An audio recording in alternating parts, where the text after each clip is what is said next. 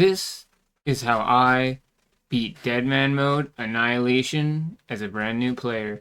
And by beat, I mean I cracked 37k points for all the cosmetics.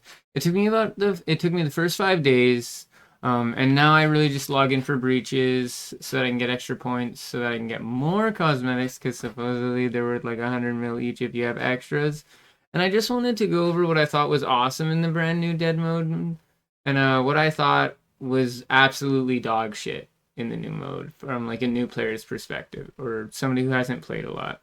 So I'm going to start off with the positive for you guys. Positives overall, I think the Deadman mode and old school RuneScape community overall is actually very welcoming, very helpful with questions, and just overall nice. Like if you go into some fucking streamer's stream and you're like, I actually have no clue what I'm doing, like half the time they'll call you a big old donkey dick, and the other half of the time they'll actually help you out, which is like way more often than other game communities, honestly. I felt like the sigils in the game were actually designed very nicely, very simply. A couple of the toggle ones were a little funky, but you went to toggle section, you click toggle on the Slayer one. And a couple other things like that. But overall, I thought the sigils were a lot of fun. Some were definitely stronger than others, but that's gonna happen in a advanced game mode like this.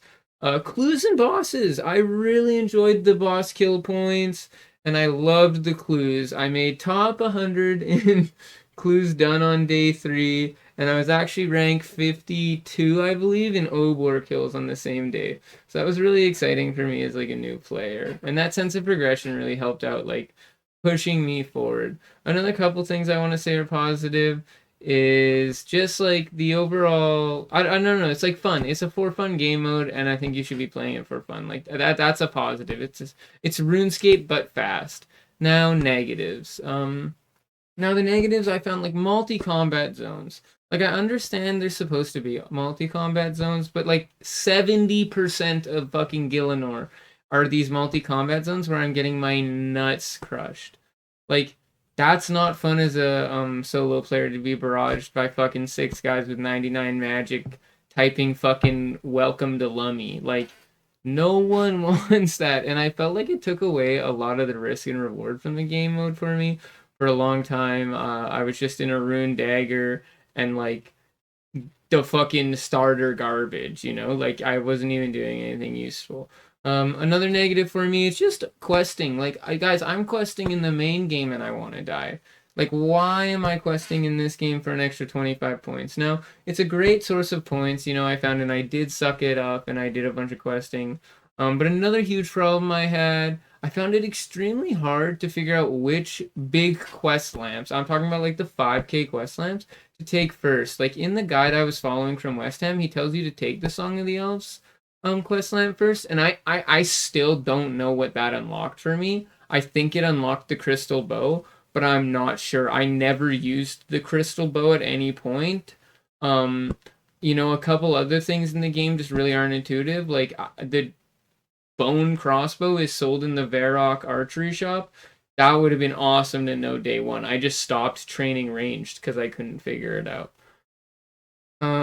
I felt even with the 20x combat and the 10x skilling, some skills were overtuned and some skills were like punching myself in the balls still, So I did mining to 70, which only like 1,000 players at the time had, and I understand why. I did motherload mine to 70.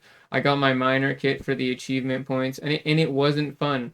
But then you look at a skill like farming, where it's like, oh, I naturally have 40 fucking maple seeds. I can 99 farming in 15 minutes. Like, that feels really rewarding. And I think they should find a happy in between those two. I shouldn't instantly be 99, but I should really feel the XP coming in.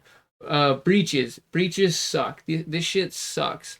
Half the time they crashed my game. The other half the time I wasn't dealing enough damage.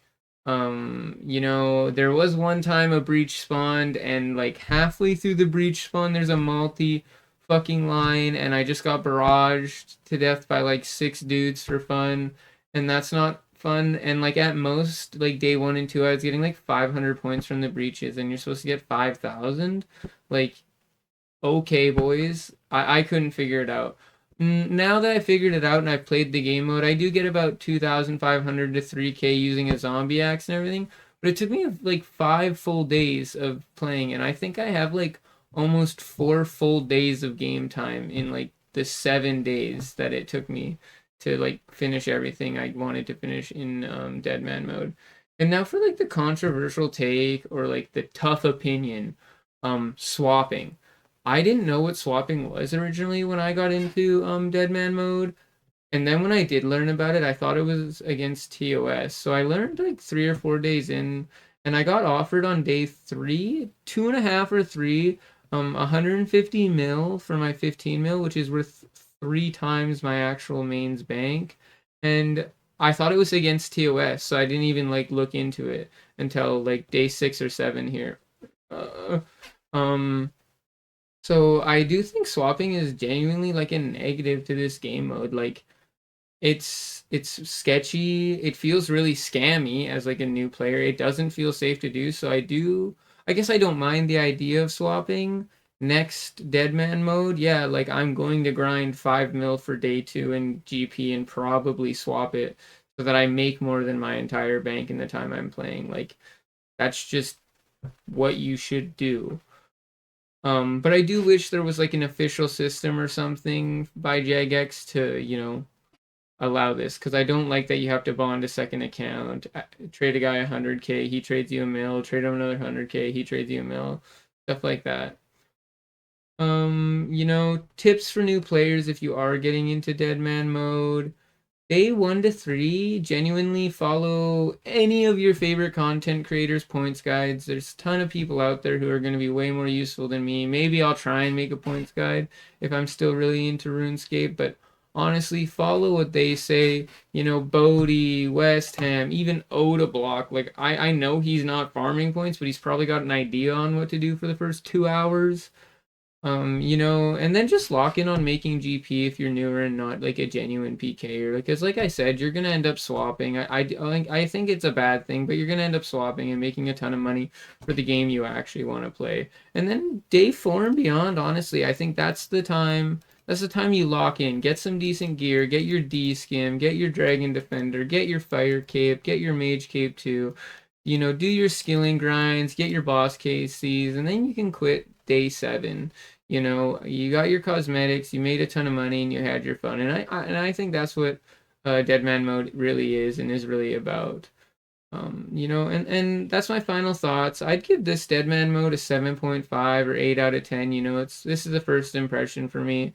But I want to thank you guys all so much for watching, and I hope you enjoyed the video. If you guys got any crazy takes or anything, let me know down in the comments. And thank you so much for watching. Peace out.